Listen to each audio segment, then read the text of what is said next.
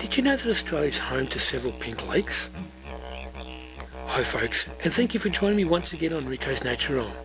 My name is Rico, and on this channel I'll be exploring natural phenomena. So let's buckle in, and I hope you enjoy the journey. I've always wondered, what is it about Australia that makes it so unique? When you look closely at the natural structures and the wildlife, it's no wonder it's a unique place to visit. Australia covers an area of 7,688,287 square kilometres, or 2,968,464 square miles. Within the centre of Australia, standing at 350 metres high, is an ancient wonder known as Uluru. This mystical wonder is also known as Ayers Rock. Located roughly slap bang in the centre of Australia within the Northern Territory, with the territory extending to the north coast of Australia, and Ayers Rock can be found towards the southwest corner of the territory. Ayers Rock is part of the National Uluru National Park, situated about 335 kilometres southwest of Alice Springs. The story of Uluru starts approximately 530 million years ago, when a new formed Australia and the movement of tectonic plates formed a mountain range, similar to what we know as the Alps. Millions of years of erosion shrunk the mountain, with some of the sandstone being buried. Part of the buried sandstone hardened. This section of rock is known as arkose. After approximately 130 million years after the first mountain range had formed, tectonic plates moved the sandstone and the arkose to the surface, forming a second mountain range, raising the sandstone in the air and flipping the rock 90 degrees in the process. The result spanning an area of multiple kilometres. After millions of years of erosion of the softer rock, we are left with a hardened centre arkose rock, and this is a structure we can see today. In ancient times, people would share stories explaining on how things came to be. Uluru has a large spiritual significance for the Aboriginal people of Australia. They form mythological stories to explain the formation of the planets and the creation of animals. These are known as Dreamtime stories, with the formation of Uluru not being without its own story. It started with two powerful spirits known as Hillier and Lyra who clashed in a mammoth battle. The battle formed the land around them, forming depressions and the landscape you see today. As they fought, Uluru was formed as a testament of their battle. What is left is a 350 metre high rock formation taller than the Eiffel Tower. It is 3.6 kilometres long and 1.9 kilometres wide, with a circumference of 9.4 kilometres. One of the more spectacular parts of the mammoth stone is its red colour. This is formed from the iron within the rock. As recently as 1987, Uluru was listed on the World Heritage Site and being recognised for its unique geological formation, with the second time being in 1997, signifying the rock's cultural significance to the Aboriginal people. Aboriginal people calling it home for over 30,000 years. In 1873, William Goss was the first European to see Uluru, calling it Ayers Rock after the Secretary of South Australia at the time. More recently, new rules came in October 2019, with the climbing of the structure being banned.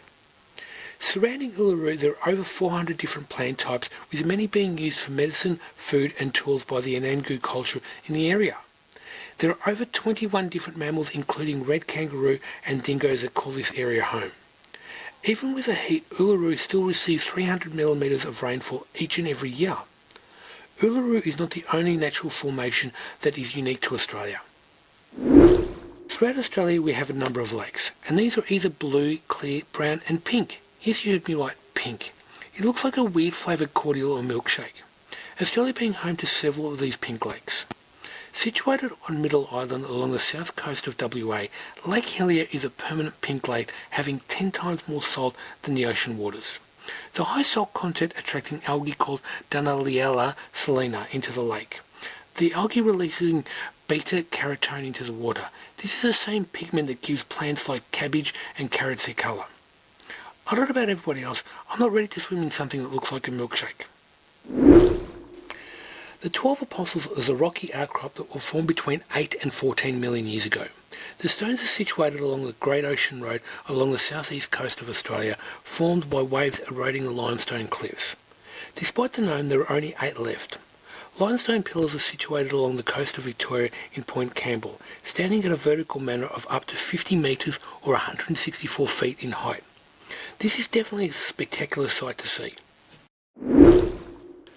Located in the Northern Territory, the Devil's Marbles were named Karlu Karlu by the Aboriginal people. This translates to round boulders. The Devil's Marbles is an area of 18 square kilometres or 7 square miles, scattered with reddish round boulders. Some boulders reaching a height of 12 metres. The amazing part of these boulders is not the shape or their size, but somehow they balance on top of one another. They appear to defy the laws of physics. Formed in the Earth's core about 1 billion years ago from lava, creating the granite that we can see today. The main minerals in the stone include quartz and feldspar. Originally covered with a layer of sandstone, over time weather has worn down the softer materials and in the process forming the shape of the granite stones that we can see today. An explorer by the name of John Ross, while on an expedition through the area in 1870, said, "This is a devil's country." He even emptied his bag of marbles around the place, with the area being called the Devil's Marbles Reserve from 1871 in October. Hanging Rock is a volcanic formation known as Babylon, created 6.25 million years ago when the rock was squeezed through a vent within the Earth. Situated 80 kilometres north of Melbourne, standing at 104 metres or 341 feet above the surrounding landscape, and 718 metres above sea level. The area was made famous by a book written in 1967 known as Picnic at Hanging Rock by Joan Lindsay. Set on February 14, 1900, it tells the story of a number of students and teachers from Appleyard College who came to visit the area. During their stay, a number of students and a teacher went missing without a trace. Later the book became a movie. During the filming of Picnic at Hanging Rock, watches and clocks of the cast and crew behaved badly, some stopping, others running fast and others running slow. In the Joan Lindsay novel, the watches of the schoolgirls stop at 12 o'clock. There has been a lot of speculation as to whether the story is true or not. Tell me, what do you think? Was it true? Located 300 kilometres east of Perth is a rock formation in the shape of a wave. Standing 15 metres high and 110 metres long, the Aboriginal people believed it was a creation of the rainbow serpent. Formed more than 2,700 million years ago, the granite cliff resembled a wave about to break on the northern face of a large erosional remnant called Hillier rock. The curved cliff has been rounded by weathering and water erosion, undercutting its base and leaving a rounded overhang. It was formed by water dissolving and redepositing chemicals in the granite as it runs down the cliff face. Along the coast of Queensland, Australia, is the biggest coral reef system in the entire world. It is known as the Great Barrier Reef. It's the largest living structure in the entire world. Coral being a small animal living in a hard material also known as polyps. Made up of 300 individual coral reefs spanning 2,300 kilometres or 1,400 miles long. Made up of both hard and soft corals spanning an area of 344,400 square kilometres or 133,000 square miles. With over 600 different types of coral, it is home to more than 1,600 different types of species of fish, including Nemo the clownfish, and 130 different sharks and stingrays. Some of the more unusual creatures include the dugong, moray eels, and the cuttlefish, who can change colour with their skin to hide from other fish.